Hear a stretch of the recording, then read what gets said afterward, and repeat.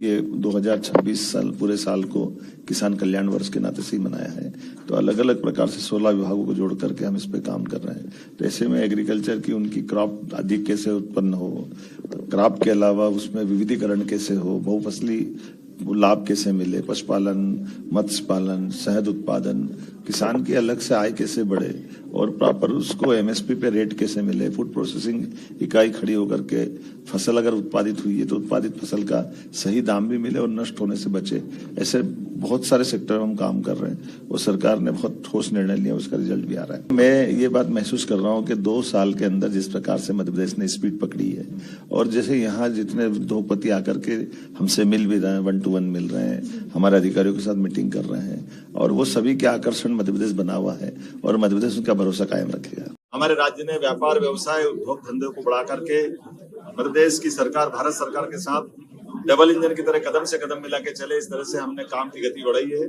Davos के अंदर बीते 4 दिन तक हमारे सभी प्रकार के मंत्रियों के जो अलग अलग मंत्रालय हैं, उनके सुयोग्य अधिकारियों ने अपने विश्व के सबसे बड़े वर्ल्ड इकोनॉमिक फोरम पर बहुत अच्छे से बात रखी और उसका रिस्पांस भी आया। आज दुनिया आश्चर्य कर रही कि आज सबसे सस्ती बिजली हमारे डिस्कॉम को मध्य प्रदेश सरकार के माध्यम से पंप स्टोरेज की बात हो, सोलर की हो, विंड की हो, ये एनर्जी के सेक्टर में क्रांति है मध्य प्रदेश की तरफ से हुई है। और केवल इतना ही नहीं, सभी सेक्टर में एक एक करके मैं मंत्रालय गिनाऊंगा तो ज्यादा हो जाएगा, लेकिन मध्य प्रदेश से जुड़ने को हर एक कोई उद्योगपति लालायत है। आज भारत के सर्वाधिक बड़े से बड़े उद्योगपति भी या छोटे से छोटे उद्योगपति भी लगातार मध्य प्रदेश के साथ जुड़ करके व्यापार व्यवसाय को करने के लिए लालायित है और इसीलिए हमने भी तय किया कि हर फोरम पर मध्य प्रदेश अपनी बात रखेगा।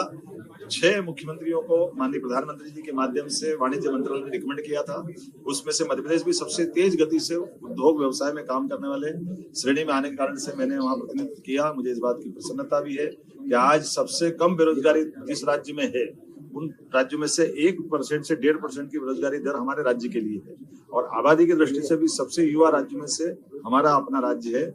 मैं उम्मीद करता हूँ उपलब्ध संसाधनों के बलबूते पर जब बिजली हमारे पास सरप्लस है, लैंड बैंक पर्याप्त है, पानी के साथ बाकी अनुकूलता भी है, लेबर से स्किल लेबर तक, और यहाँ तमाम प्रकार के भारत सरकार के सभी कानूनों को हमने संशोधित रूप करते हुए व्यापार व्यवसाय को बढ़ाने के लिए वो अनुकूलता बनाई, चाहे लेबर लॉ हो या बाकी चीजें हो।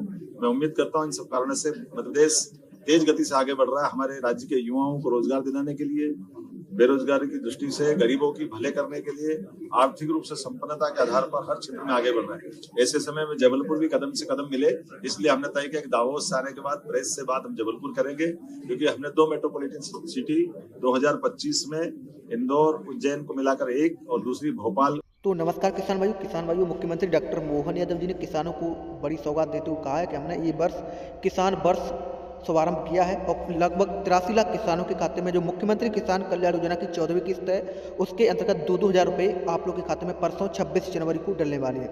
आज बड़ी घोषणा की है मुख्यमंत्री डॉक्टर मोहन यादव जी ने। आज भी वृद्धावस्था के अंतर्गत गरीबों को जो है पेंशन की राशि मुख्यमंत्री डॉक्टर मोहन यादव जी डालेंगे। साथ ही सीएम कल्याण योजना की 14वीं किस्त के अंतर्गत 2-2 हज़ार रुपये परसों आप लोग के खाते में डलेंगे। 83 लाख किसानों के खाते में 14वीं किस्त का पैसा जारी होने वाला है। साथ ही फसल बीमा की राशि करीब 2024 की बीमा राशि भी किसानों को मिलेगी। साथ ही लाडली बहनों को आने वाली किस्त जो है 33वीं किस्त अब जो मिलने वाली है वो आप लोगों को 1500 रुपये मिलेगी। 9 फरवरी तक आप लोगों के खाते में राशि आएगी। ये मुख्यमंत्री डॉक्टर मोहन यादव जी ने बताया। हमारी सरकार किसानों, गरीबों, युवाओं, महिलाओं के लिए विकास कर रही है और लगातार करेगी, ये मुख्यमंत्री डॉक्टर मोहन यादव जी ने कहा है। आप लोग वीडियो को पूरा देखें तो आप लोगों को पता चलेगा इसमें क्या क्या बताया गया। किसान भाइयों, ऐसे में जिनको जिज्ञासा वो अपने जू में भी देख ले, रेस्क्यू सेंटर में भी देख ले, तो एक समाधान मिलता है। इसलिए प्रत्येक पर्यटन केंद्र पर हमने ये शुरुआत की है। इस पहले लिस्ट में जबलपुर और जबलपुर के साथ उज्जैन भी जुड़ेगा। हम कोशिश करेंगे प्रत्येक टाइगर रिजर्व पार्क के पास ये जू और रेस्क्यू सेंटर हम खोलते जाएंगे। ऐसे एक नहीं, बहुत सारे प्रकार से काम करेंगे। ये तो किसान कल्याण वर्ष है। ऐसे में किसान कल्याण वर्ष के आधार पर एग्रीकल्चर का बहुत अच्छा क्षेत्र जबलपुर और उसके आसपास का है। हम प्रदेश भर में ऐसी सारी चीजों को खड़ी कर रहे हैं ताकि किसानों को सही दाम मिले, उनके उपज का सही प्रकार से मूल्यांकन